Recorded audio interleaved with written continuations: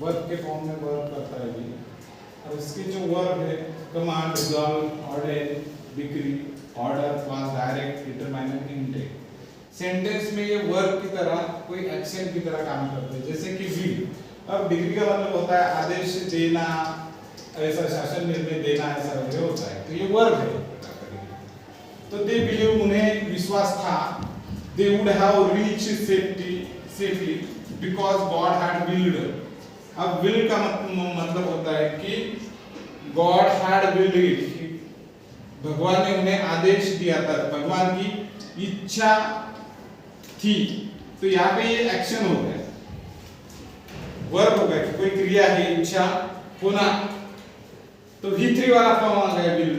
तो इसी प्रकार से भगवान की अगर मैं यहाँ पे विल की जगह ऑर्डर्ड ऐसा लिखूं, तो ऑर्डर की जगह पे जैसे God had ordered it, God ने ये आज्ञा दी थी, तो ये वर्ब हो गया, गॉड ने ये आज्ञा दी थी। उसी प्रकार से मैं डायरेक्टेड ऐसा लिख सकता हूँ, डायरेक्टेड, कि भगवान ने दिशा निर्देशित की थी। डायरेक्टेड का मतलब, डिटरमाइन का मतलब होता है डिटरमाइंड, तो ये ईश्वर का दृढ़ निश्चय था। ये सब कौन से V3 वाले फॉर्म है, V3। ओके, उसी प्रकार से आप ऐसे भी इंटेंडेड का मतलब होता है किसी चीज की ओर आपका कल होना, आपके दिमाग की इच्छा किसी और होना, उसे इंटेंडेड कहा जाता है। तो इंटेंडेड ऐसे भी कह सकते हो आप। उसके बाद में आप डिक्रीड ऐसे भी, कॉज्ड ऐसे कह सकते हो। तो इस प्रकार से आप विल के साथ, विल मतलब वर्ब के फॉर्म में कैसे आता है देखा है। तो विल एक विश, इच्छा, और एक डिजायर, आपकी जो इच्छा है वो विल, इस प्रकार से वर्ब के फॉर्म में आता है, देखेंगे। जैसे से what you will about him, तुम उसके बारे में कुछ भी कहो, but he is always been a good teacher, वो एक अच्छा शिक्षक है। तो व्हाट यू विल, तुम्हारी कोई भी एक इच्छा हो, इसकी जगह पे आप कौन से लफ्ज इस्तेमाल कर सकते हो, want, choice, then prepare, desire, elect and opt, ये सारे लफ्ज आप इसके जगह पे इस्तेमाल कर सकते हो वर्ब के फॉर्म में। उसी प्रकार से देखिए कि एक और विल का मतलब बिक्वेट का मतलब होता है कि जब कोई प्रॉपर्टी की कोई बात होती है तो प्रॉपर्टी देने को बिक्वेट कहते हैं। तो गिव, देना ही उसे प्रॉपर्टी है, किसी की संपत्ति।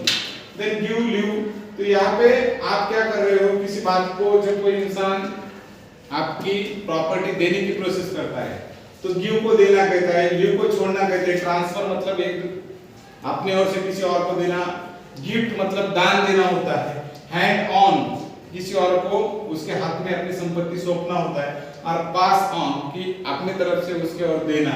तो बिक्वेट ये भी एक वर्ब है। तो इस प्रकार से आप विल को वर्ब के फॉर्म में देख सकते हो। उसी प्रकार से एक प्रोवर्ब है, तो वेयर इज अ विल, तो यहाँ पे कभी-कभी कॉम्पिटिटिव एग्जाम में ये एम्प्टी प्लेस आता है, where is a will, will का मतलब होता है इच्छा, कोई Dzire,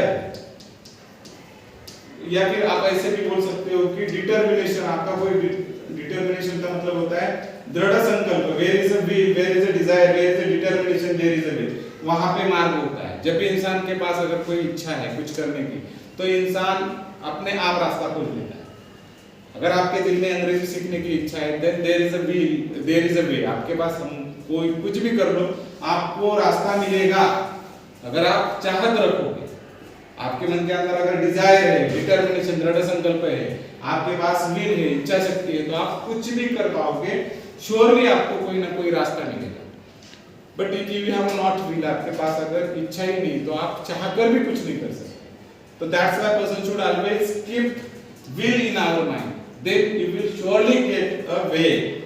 But if you don't have a will, if you don't have a determination, if you don't have determination, if you don't have a dreaming in your mind about the future, then I think that you will not get a way.